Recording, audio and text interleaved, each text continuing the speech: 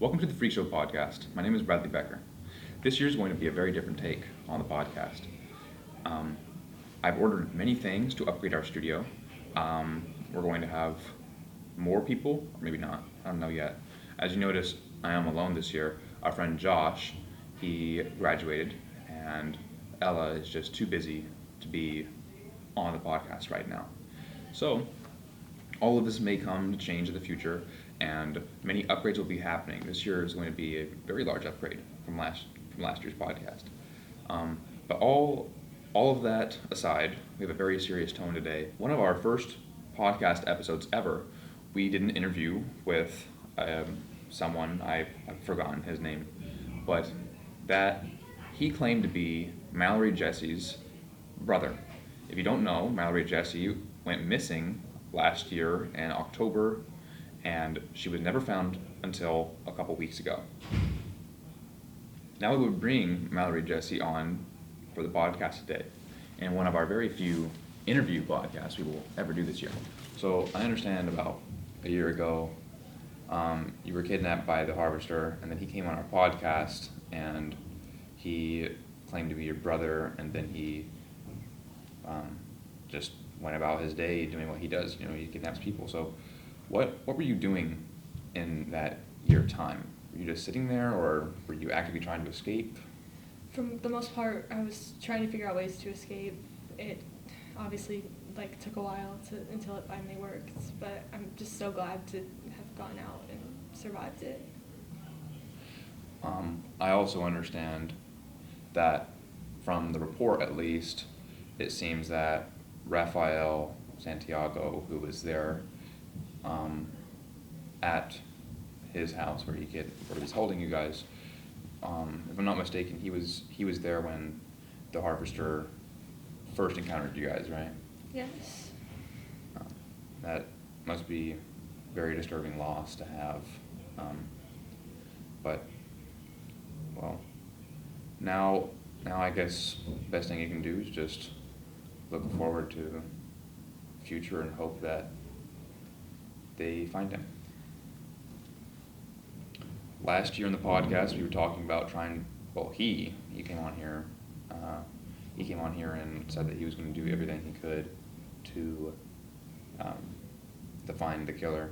And now, this year, we are working our hardest to find him and get him into punishment, because he just escaped like he usually does. So Yeah, I really hope that someone can find him.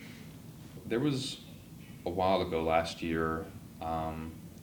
It was an earlier video, I guess. Actually, technically, it was this year. It was a really early on video, probably around January, February. I don't remember, but I was reading stories I was given by people, and one of the stories could be entirely fictional, but it just sounds so much like the harvester. It was him going onto a farm and stealing equipment and attacking people and leaving them behind on this farm, trying to pin blame on the farm owners. Do you think that there were any signs of that at his house? Well, for the most part, we weren't in his actual house, but when we escaped, we did see some of the farming equipment, and I think there was even remnants of some scarecrows. I mean, I wouldn't put it past him, but where we were, there wasn't much. In the report, there was also two other people there, one of which did not make it out, and the other of which did. What was your interaction with them? Well, of course, they were scared at first, and they'd only been there for a couple days, so they didn't really seem to trust us as much. And to be honest, Raphael and I were both sort of going crazy after being there for a year, so it was not the closest friendship, but I'm glad that at least one of them were able to make it out. What was it like getting? I hope this isn't too sensitive of a question. I'm sorry. What was it like when he showed up to your house that day and he just took you away? I was not expecting anything like that to happen. I mean, I knew he was still out there, but I really couldn't believe it. I was just watching TV at home, and suddenly he was in my house. And next thing I know, I wake up in a random garage somewhere, and it's really scary. Let's talk about the day that you were actually escaping. Um, it it seems like there was some sort of poisoned coffee left behind.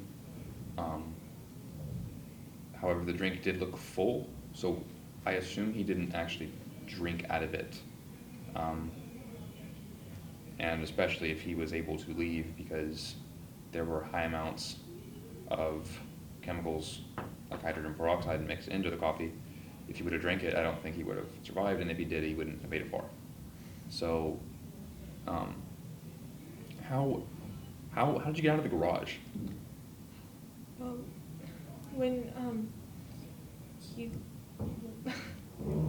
well, first obviously you heard about the poison. There was just things we found around the garage, and while he was getting mad at us, yelling about the food again, I just put it in his cup, and I guess he heard us, but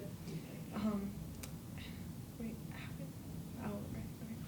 And we assumed since like that would like knock him out that we could pick the lock, because we tried picking the lock before and we'd gotten through that door, but he was always awake and we never could get past that point. So finally, we thought once he drank that, he would be like out and we could just leave, but he heard us. And I also heard something about the garage door being broken and locked, and that's why you guys couldn't just lift the door and get out that way. We tried literally everything. We spent the first couple days just banging on the doors and trying to lift it.